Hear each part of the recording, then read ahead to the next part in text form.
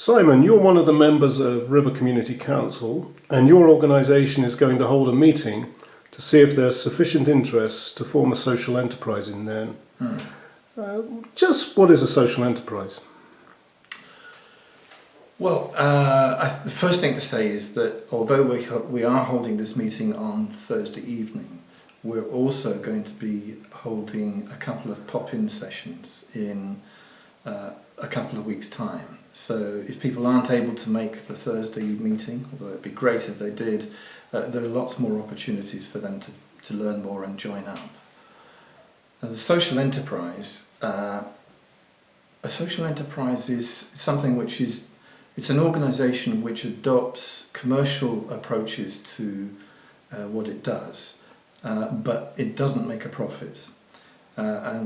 What it does is it develops services which have got a social purpose. So you'd be unlikely to regard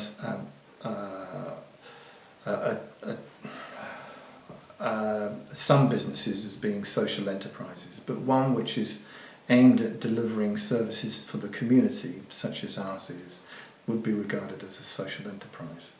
And River Community Council have already done some work on this, haven't they? They had a subcommittee? Yes, the Community Council have been stumbling across lots of issues to do with the local community, particularly to do with the riverside and to do with the way in which things like grass and plants have been maintained in common areas.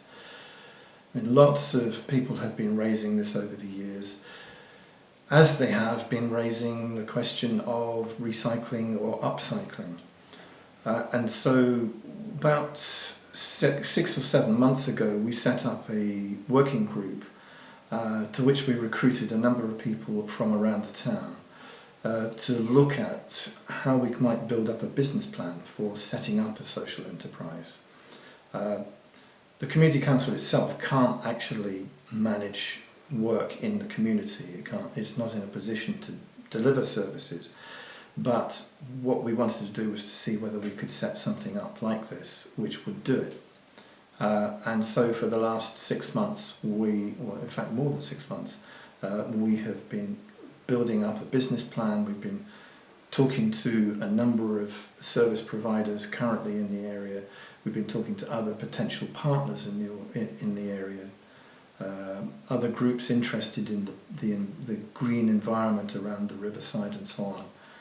Talking to them to see how we could build such a business and what would be the most sustainable way of establishing it. Back in June, though, I remember you coming in for a bit of criticism. Councillor Michael Green said he would prefer to see cash go to the Citizens Advice Bureau. Do you think he was making a fair point?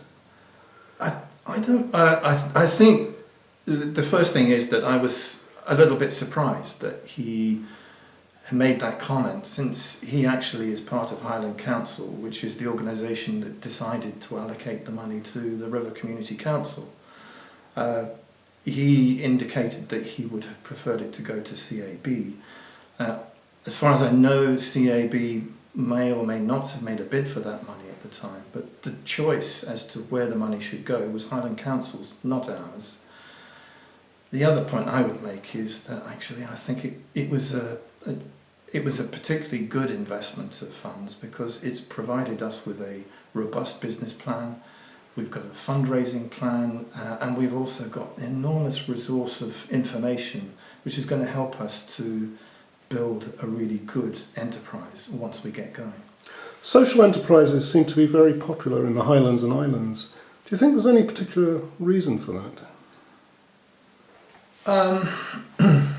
I'm not 100% sure, but I think there are probably 2 or 3 different strands to it. I mean, one of them is that the Scottish Government and local authorities generally, and Highland Council in particular, are very interested in finding ways of both reducing their costs and reducing public expenditure, and also empowering and enabling local communities to take more control over what they do.